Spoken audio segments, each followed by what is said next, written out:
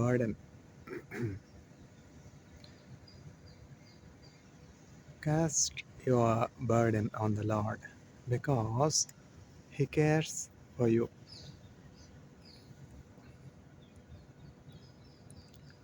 ఆయన మీ కొరకు చింతించుచున్నాడు గనుక మీ చింత యావత్తు ఆయన మీద వేయుడి.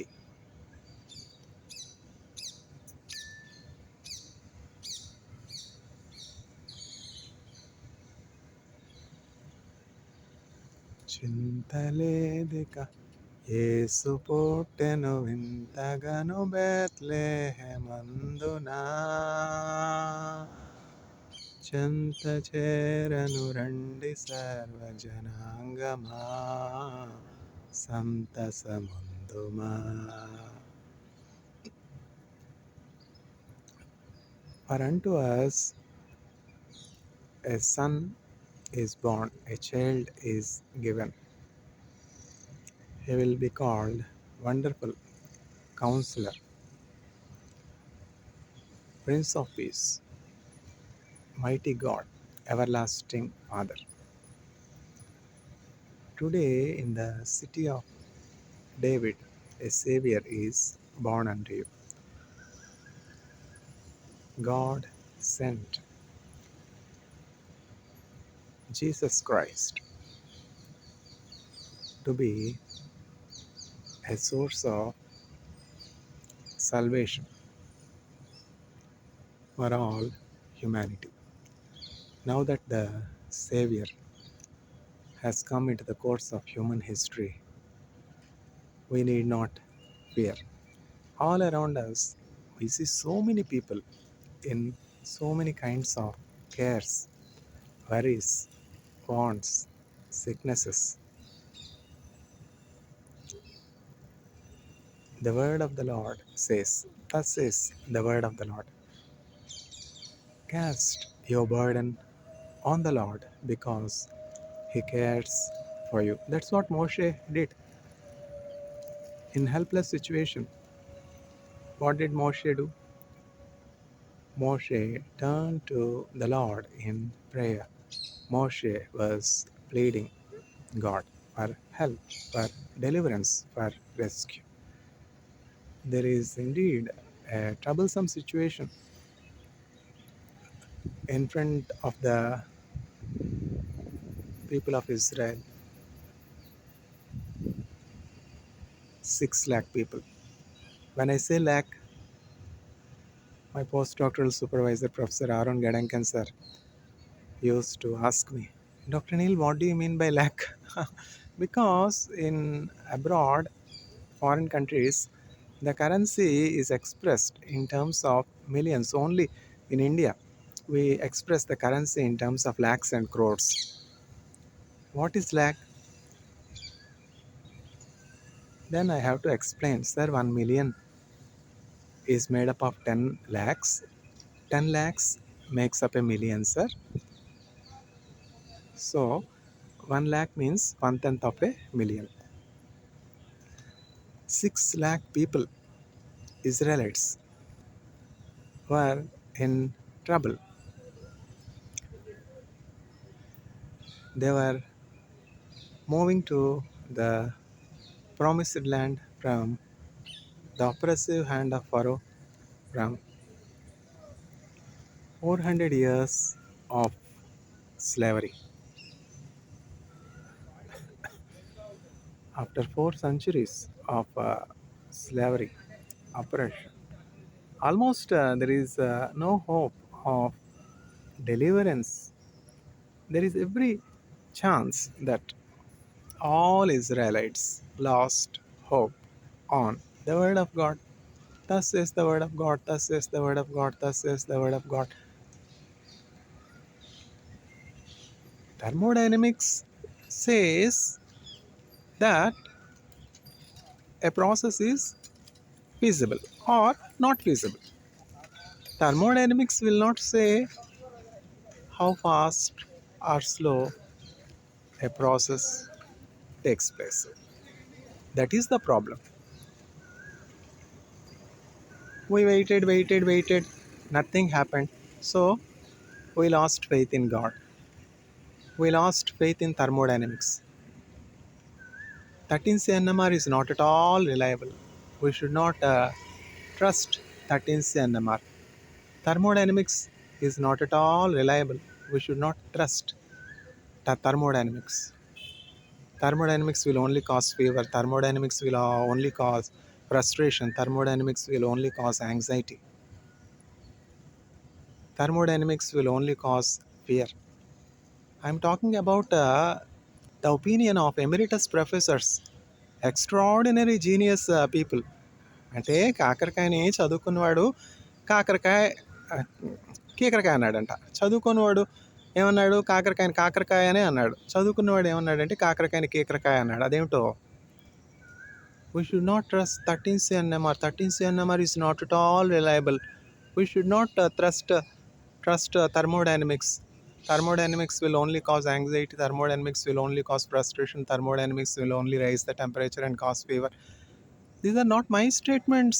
Emeritus professors, experienced professors. What is wrong with 13C NMR, by the way? What is wrong with thermodynamics, by the way?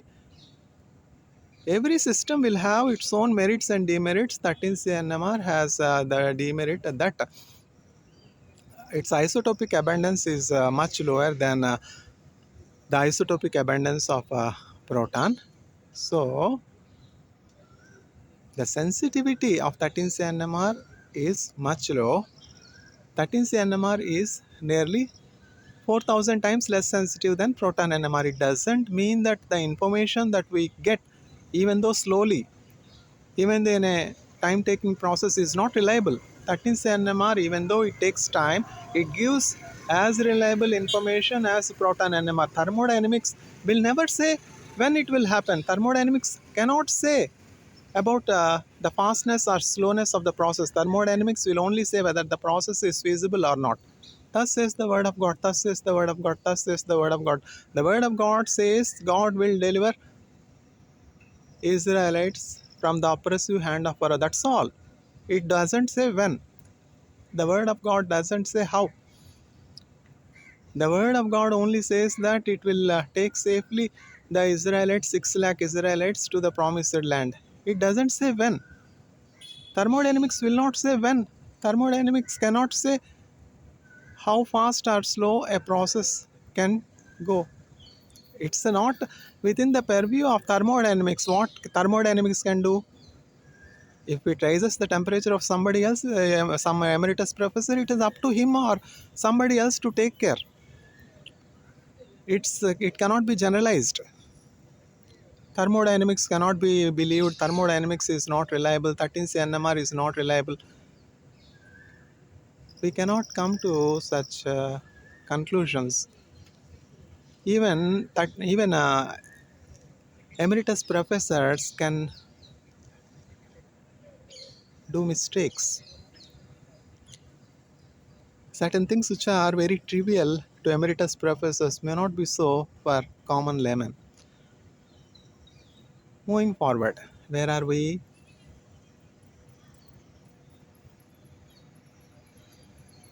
Burden. Cast your burden on the Lord because He cares for you. ఆయన మీ కొరకు చింతించుచున్నాడు కనుక మీ చింత యావత్తు వేడి. ఎన్నో చింతలు.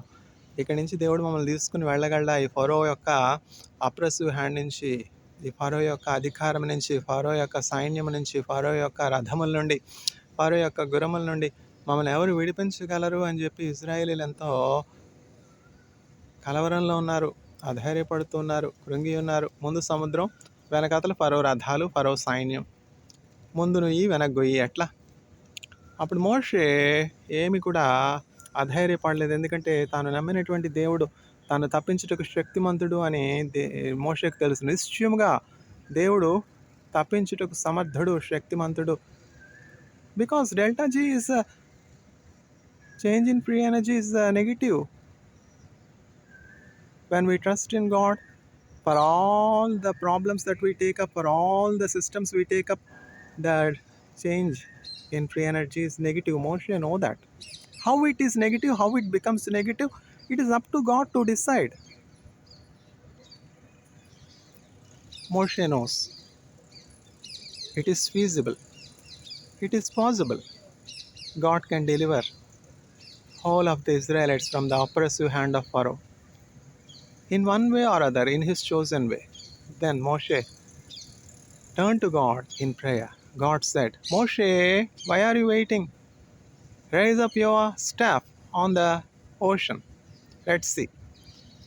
మోషే సాగిపోము, నీ చేయి సముద్రం మీద చాపము, నీ చేతిలో ఉన్నటువంటి ఆ కర్రను సముద్రంపై, చేతికర్రను సముద్రంపై చాపు అని చెప్పి దేవుడు చెప్పినప్పుడు మోషే ఆ చేతికర్ర సముద్రం మీద చాపినప్పుడు దేవుడు తన హస్తాన్ని ఆ మోషే చేత్తో చాపినప్పుడు అక్కడ ఏమి జరిగిందో మనకు తెలియదు, ఆ మిస్టరీ ఏమిటో మనకు తెలియదు. అయితే సముద్రం 2 పాయలైపోయినది. ఆ 2 పాయలైపోయినటువంటి ఆ సముద్రం మధ్య ఆరిన నేల కనిపించింది, మార్గం ఏర్పడింది. ఆ మార్గంలో చక్కగా ఇజ్రాయేలీల యొక్క 6 లక్షల కాల్బలం చక్కగా నడిచిపోయినారు. యెహోవాను గానము చేసెదము ఏకముగా, ఆయన మహిమ పాడెదము, ఆయనను వర్ణించెదము. ఆయనే దేవుడు మనకు.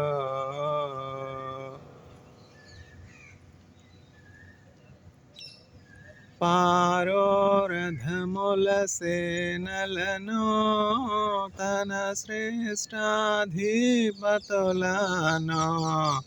ఎర్ర సముద్రములోన ముంచి వేసేనే యెహోవా. ఎర్ర సముద్రములోన ముంచి వేసేనే యెహోవా. దోపుడు సొమ్ము పంచుకొని ఆశ తీర్చుకొందును, నా కత్తి దూసెదను అని శత్రువను కొనెను. నా కత్తి దూసెదను అని శత్రువను కొనెను. వేల్పులలోని సములెవరు, పరిశుద్ధ మహనీయుడా, అద్భుతమైన పూజ్యుడా, నీ వంటి వారెవరు? నీ మహిమాతిశయమున కోపాగ్ని రగులజేసి,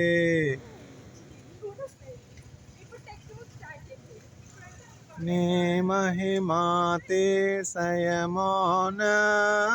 కోపాగ్ని రగులజేసి, చెత్తవలె దహించెదవో నీపై లేచువారిని.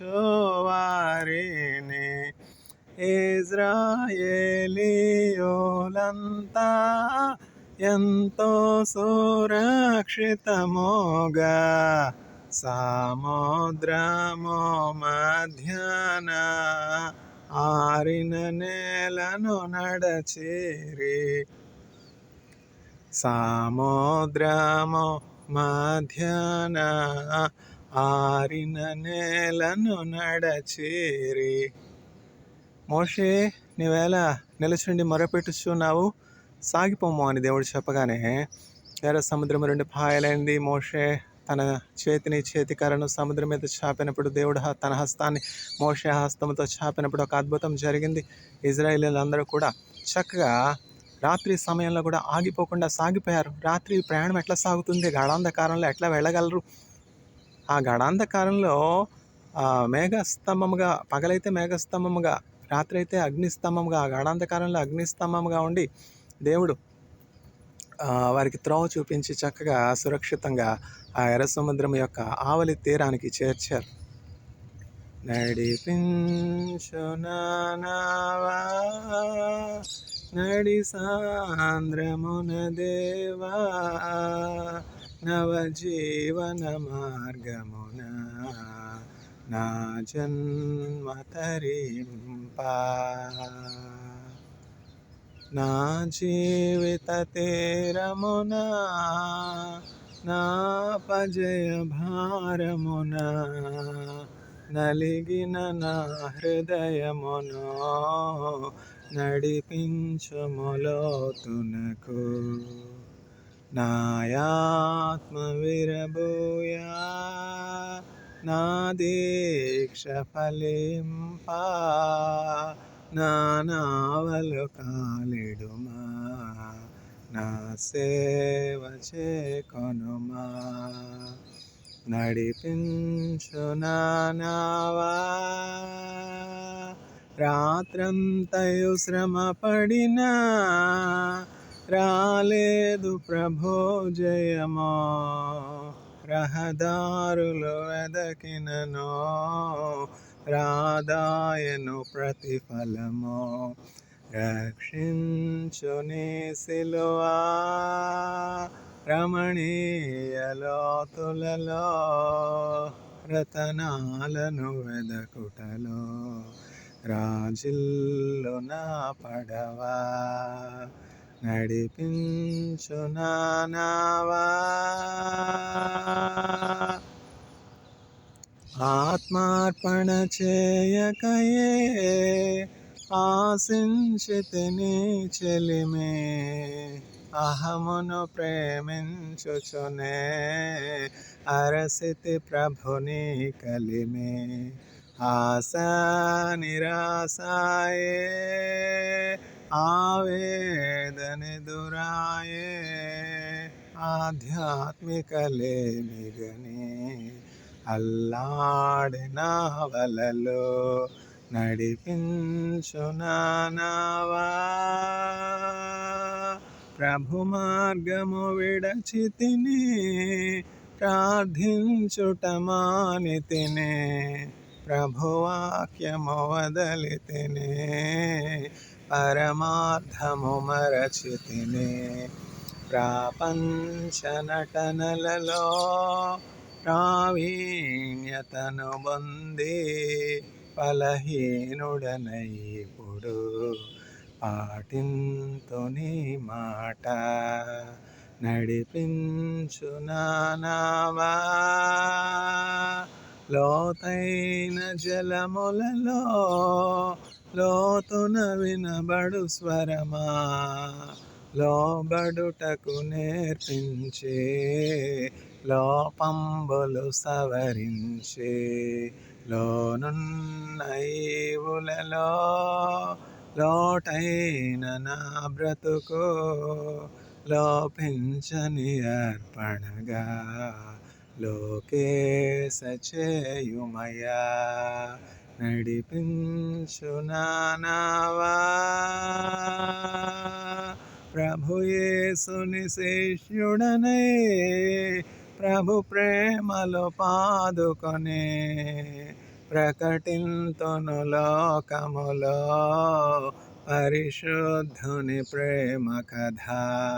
పరమాత్మ ప్రోక్షణతో పరిపూర్ణ సమర్పణతో ప్రాణంబులు ప్రభు కొరకు పానార్పణము చేతు.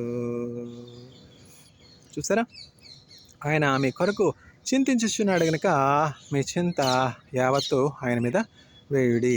Caste your burden on the Lord because he cares for you. చూసారా, ఈ 13C ఏమిటి థర్మోడైనమిక్స్, ఈ డివైడ్ అండ్ రూల్, ఈ పాలసీ అంతా ఎవరిదంటే కిరస్థాన్ వాళ్ళు ఉన్నారు కదా, కిరస్థాన్ వాళ్ళు ఖలిస్తానోళ్ళు. ఈ బ్యాక్గ్రౌండ్ ఎక్కడంటే ఆ మిడిల్ ఈస్ట్లో అక్కడ ఉందిగా ఒక మనిషి పేరు మీద 666 అనే దేశం. అక్కడ ఖలిస్తాన్కి కిరస్థాన్ వాళ్ళకి ఉనికి పట్టు అనమాట. వాళ్ళకి ఈ థర్మోడైనమిక్స్, ఈ 13C, నాన్ రిలయబిలిటీ, ఈ అబ్జెక్షన్స్ అన్నీ. thus says the word of the Lord, objections overruled, judgment belongs to the Lord. దేవుడే కదా తీర్పు తీర్చేవాడు. ఎవరిని మీరు దోషులుగా తీర్పుస్తున్నారు, ఎవరి మీద నేరారోపణ చేస్తున్నారు, ఎవరిని చెరసాల వెంట వేస్తున్నారు, ఎవరిని బంధిస్తూ ఉన్నారు. ఫరో ఏమయ్యాడు? బుద్ధి తెచ్చుకోవద్దు. వినివారికి ఫరో ఆత్మ కలిగినటువంటి నీచులకి దేవుడు భయాన్ని పుట్టించునుగాక. దేవుని తీర్పు వాని మీదకి వచ్చునుగాక.